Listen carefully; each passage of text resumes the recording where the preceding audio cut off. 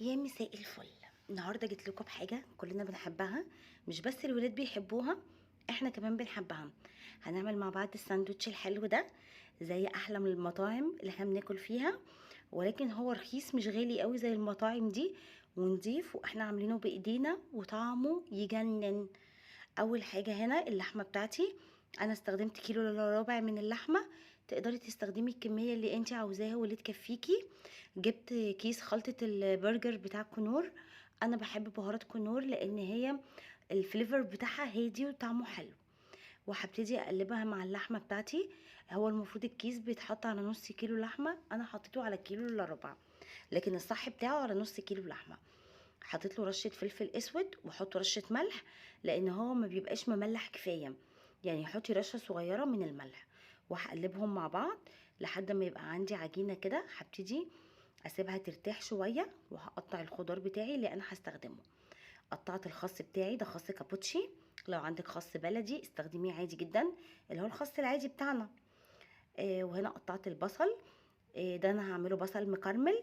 لو انتوا يا جماعه بتحبوه البصل ني زي ما هو، نزلوه في شويه ميه ساقعين عشان يقلل من حده الحرقيه بتاعته. وحطوا نقطتين خل، ده مش هيخليه لا يعمل طعم في البق ولا يبقى حامي، ولكن انا بحبه بصراحه مكرمل. هنا انا استخدمت بصلتين كبار، قطعتهم زي ما انتم شايفين شرايح رفيعه. ابتدي اعمل الصوص بتاعي، وده اهم حاجه فيها. نزلت بنص كوبايه من المايونيز. انا بعشق الصوص ده. الصوص ده حلو جدا وهيقلب لكم الساندوتش بتاعكم. وحطيت عليهم 3 معلقه كبيره من الكاتشب. نص كوبايه مايونيز، 3 معالق كاتشب. لو بتحبوا المستردة حطي معلقه كبيره منها، لكن انا ما بحبهاش. ونزلت عليهم بمعلقه من خل التفاح. لو ما عندكيش خل تفاح استخدمي خل ابيض عادي جدا. وحطيت تقريبا معلقه كبيره من البصل متقطع رفيع. وهحط رشه من السكر، ونص معلقه من الملح، ونص معلقه صغيره من التوم الباودر. وهحط معلقه كبيره من الخيار المخلل وانا بعشقه مع الصوص ده، اهي متقطعه رفيع. وهقلبها مع الصوص. وهنا اللحمه ارتاحت تقريبا نص ساعه. هبتدي اشكلها زي ما انتم شايفين.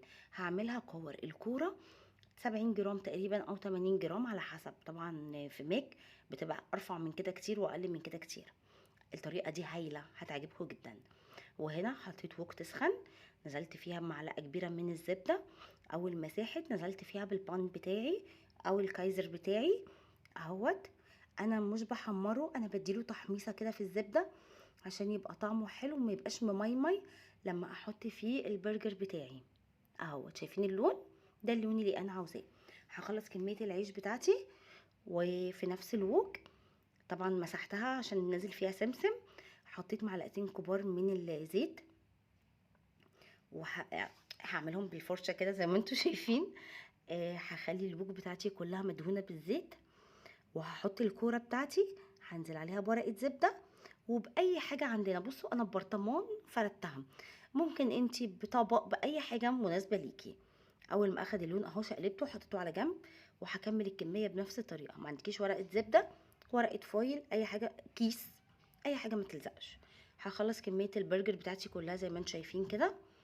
سهل وبسيط وطعمه حلو جدا جدا جدا. انا واثقه ان هو هيعجبكم.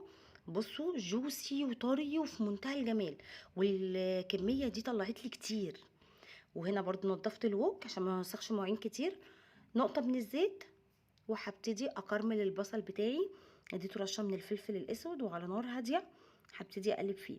اول ما هياخد لون ذهبي فاتح هنزل عليه بنص كوبايه من الميه عشان يستوي. بصوا شقلبوا البصل اهوت. اي نعم هيعذبكم شويه، ولكن طعمه هايل قوي يا جماعه. اهوت نص كوبايه من الميه وهغطيها واغطي عليها. وده عندي صويا صوص. اللي مش عنده صويا صوص مفيش اي مشكله، ما تستخدموهوش، مكانه حطوا رشه ملح.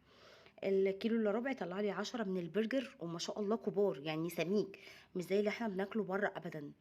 هنا جبت البام بتاعي، حطيت فيه الصوص اللي انا عاملاه. وهحط الخس بتاعي بقى، ركبوه زي ما انتوا عاوزين. ما حطيتش جبنه شيدر يا جماعه لان اولا سعرها بقى غالي جدا، ثانيا ما لقيتهاش خالص النهارده، فقلت اجربه من غير الجبنه الشيدر واقول لكم رايي. والله العظيم في منتهى الجمال، ملهاش اي لازمه. الساندوتش ده هايل. وانا متنبئه طبعا الجبنه الشيدر هترفع قوي الايام الجايه، فتقدروا تستغنوا عنها.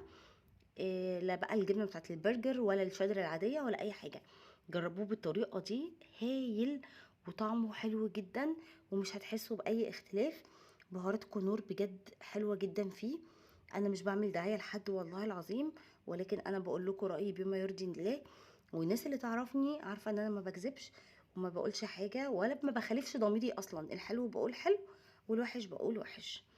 هنا اللي عايز بقى بصل مكرمل حطوله، اللي عاوز بطماطم يعني بقى، يعني رتبوا الساندوتش زي ما انتوا بتحبوه.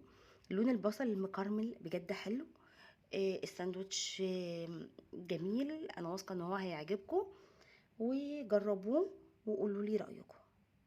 وما تنسوش تعملوا لايك وتشتركوا في القناه، واستنوني عشان هنعمل مع بعض حاجات حلوه كتير قوي. ولو عندكم سؤال قولولي، وهستنى اشوف التطبيقات بتاعتكم، لان انا ببقى مبسوطه قوي لما بشوفكم عاملين حاجه من تطبيقاتي ونجحت معاكم. باي باي.